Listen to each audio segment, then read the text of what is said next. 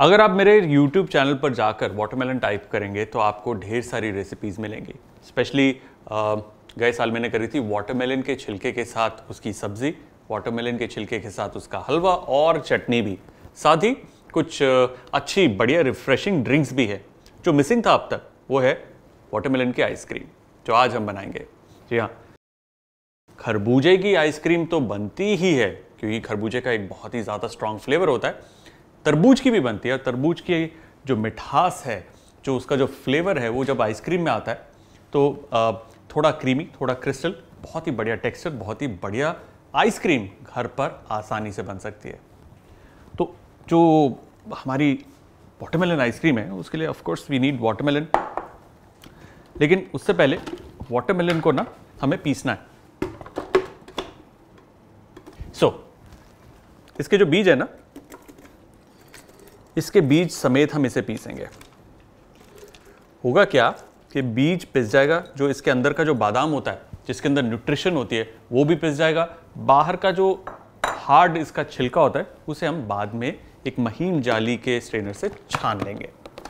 Let's start this.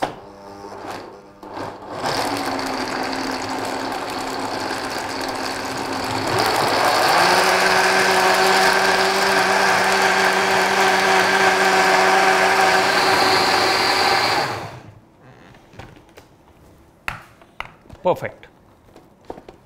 इसे हमें छानना है और सीधा पैन में ही छान लेंगे। ये देखिए,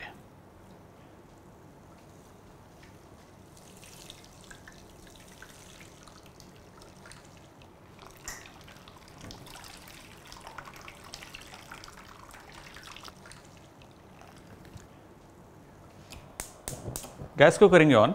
देखिए होता क्या है कि हमें ये जो वाटरमेलन है इसके जूस को रिड्यूस करना है। उसके दो फायदे हैं। एक, रिड्यूस करने से इसका फ्लेवर इंटेंसिफाई होगा, बढ़ेगा। दूसरा, इसके अंदर क्योंकि पानी की मात्रा इतनी ज़्यादा होती है कि इसको पकाने से वो मात्रा कम होगी, मतलब आइस क्रिस्टल्स जो एंड में आइसक्रीम में आते हैं वो बहुत कम हो जाएंगे। इसलिए इसे पकाएंगे जब तक कि ये 50% तक रिड्यूस नहीं हो जाता। थोड़ा समय लगेगा। अब चलते हैं हमारी क्रीम की तरफ। देखिए, इस रेसिपी के लिए आप व्हिपिंग क्रीम का भी इस्तेमाल कर सकते हैं, जो नॉन डेयरी या विद डेयरी हो सकती है, या फिर रेगुलर डेयरी क्रीम का भी इस्तेमाल कर सकते हैं। नो प्रॉब्लम, कुछ ज़्यादा फर्क नहीं पड़ेगा। So here we go.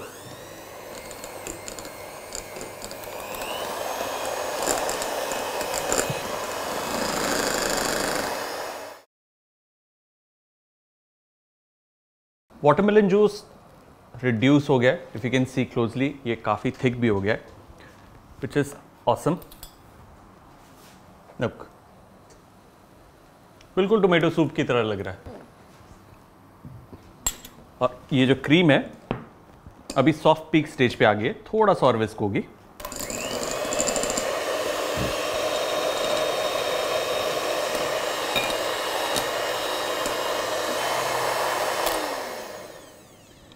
Cream whip हो गई है। आप चाहें तो इसे हार्ड पीक स्टेज तक लेके जा सकते हैं, आप चाहें तो बिटवीन सॉफ्ट एंड हार्ड रख सकते हैं। Soft and hard peak stage क्या होती है कि जब आप क्रीम को फेंटते हैं तो अगर आप जैसे इसमें ये चम्मच को डिप करते हैं और इस तरीके से उठाते हैं तो वो जो चोटी बनती है हिमालय की, अगर वो सॉफ्ट होगी वो बैठ जाएगी, और हार्ड पीक होगी वो स्टिफ वहीं की वहीं खड़ी रहेगी। सो बहुत ज़्यादा इसको विस्क करने की ज़रूरत नहीं है, अदरवाइज होता क्या है वो जमने में दिक्कत देगी। इसलिए इतना काफ़ी है। ये तैयार है।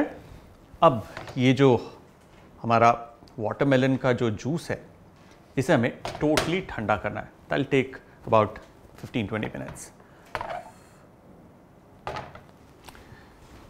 ये ठंडा हो चुका है, कुछ रिसेंबल कर रहा है टोमेटो प्यूरी की तरह। अब इसके अंदर हमें डालनी है मिठास। मिठास के लिए चीनी नहीं, हम डालेंगे कंडेंस्ड मिल्क। होता क्या है कि कंडेंस्ड मिल्क थिक होता है, क्रीमी होता है, तो जो आइस क्रिस्टल्स हैं वो कम बनेंगे, क्रीमी आइसक्रीम बनेगी। इसमें मैं डाल रहा हूँ थोड़ा सा वनीला एक्सट्रैक्ट और थोड़ा सा गुलाब जल। Rose and watermelon is a fantastic flavour और दोनों गर्मी के अंदर अच्छी ठंडक देते हैं। Let's just mix this up. there you go। अब इसके अंदर हम डालेंगे हमारी ये whipped cream।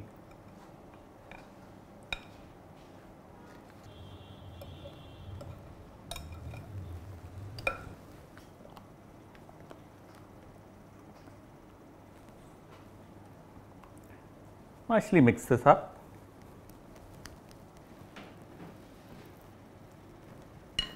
अब आप चाहें तो इसे एज इज फ्रीज कर सकते हैं, या चाहें तो इसके अंदर थोड़ा सा लाल या गुलाबी रंग भी डाल सकते हैं, जिससे इसका जो प्रेजेंट कलर है वो और थोड़ा सा बढ़ जाएगा। टोटली ऑप्शनल, क्योंकि इससे टेस्ट में कोई फर्क नहीं पड़ेगा। So I am just adding a little dark pinkish red colour, और ये लाइट पिंक टोन पे आ जाएगा। You could add red color also, again totally optional।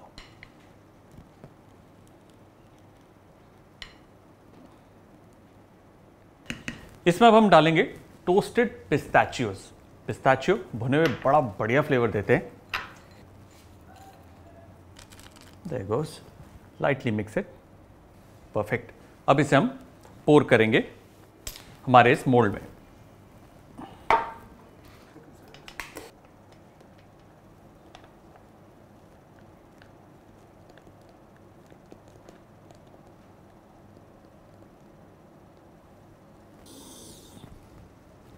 Vanilla, rose, watermelon, condensed milk, cream and pistachios, all the good things in life इसके अंदर है। ये जाएगा deep freezer में कम से कम 12 से 14 घंटे, लेकिन बेस्ट रहेगा अगर आप इसे पूरे 24 घंटे के लिए डीप फ्रीज करते हैं, बढ़िया तरीके से जमेगी। तो ये जाएगा डीप फ्रीजर में, और जो डीप फ्रीजर में पड़ा है तैयार, उसे लेके आता हूं। Brilliant, beautiful, look at that nice blush pink color, awesome, this is going to be just awesome। चलिए प्लेट करते हैं।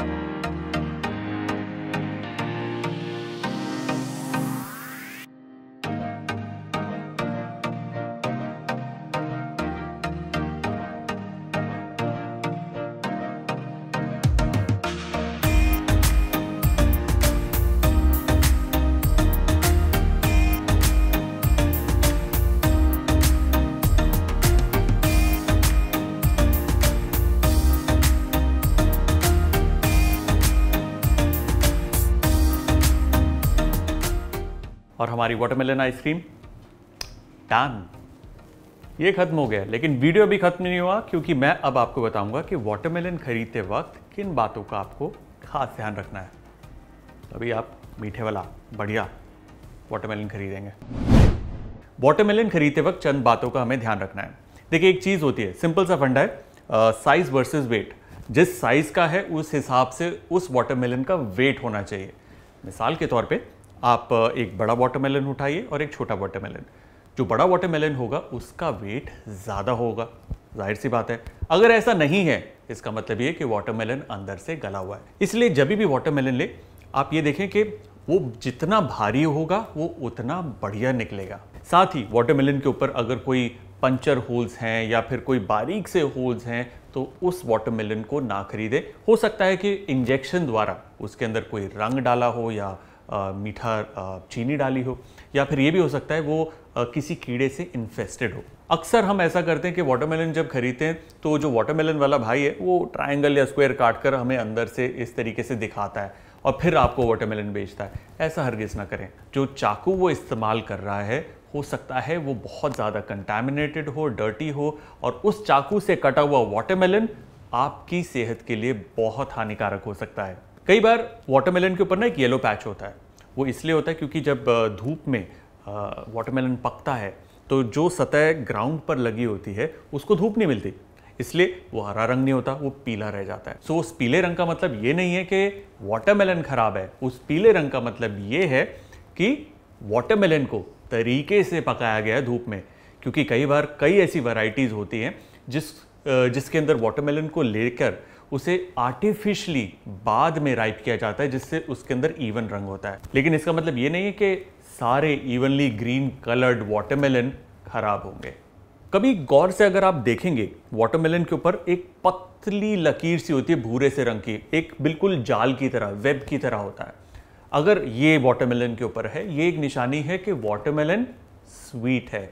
डेफिनेटली उस वाटरमेलन को खरीदें। वाटरमेलन के सेंटर के अंदर जहां पर उसकी बेली होती है, हमें यूं नॉक कर कर देखना होता है और सुनना होता है कि एक लाउड थम्पिंग वॉइस थोड़ी सी एको करती है। ध्यान से सुनना पड़ेगा। अगर ऐसा होता है, इसका मतलब वाटरमेलन राइप है, वो खाने की स्टेज पे है। अगर बहुत ही ज़्यादा डेड साउंड आती है, लाइक जब हम वुड पे नॉक करते हैं, तो उसका मतलब होता है कि अभी वाटरमेलन राइप नहीं हुआ, थोड़ा कच्चा है, थोड़ा समय और लगेगा। कई बार ऐसा होता है कि वाटरमेलन जो होता है ना, वो बहुत ज़्यादा मीठा नहीं निकलता। इस सूरत में आप ऐसा भी कर सकते हैं कि उसको ब्लेंड करके, उसका जूस निकाल के, फिर उसके अंदर थोड़ा सा नींबू, ज़रा सी चीनी, थोड़े पुदीने के पत्ते डालकर एक बढ़िया सी ड्रिंक बना सकते हैं। जहाँ पर वो फीका था, यहाँ पर उसके अंदर एक नए फ्लेवर की डायमेंशन डालकर आपने उसे सही तरीके से यूज़ किया। तो ये था वाटरमेलन खरीदते वक्त किन किन बातों का ध्यान रखना है। अगर आप चाहते हैं किसी और फ्रूट के ऊपर मैं बातचीत करूं, तो डेफिनेटली नीचे कमेंट बॉक्स में ज़रूर मेंशन कीजिए।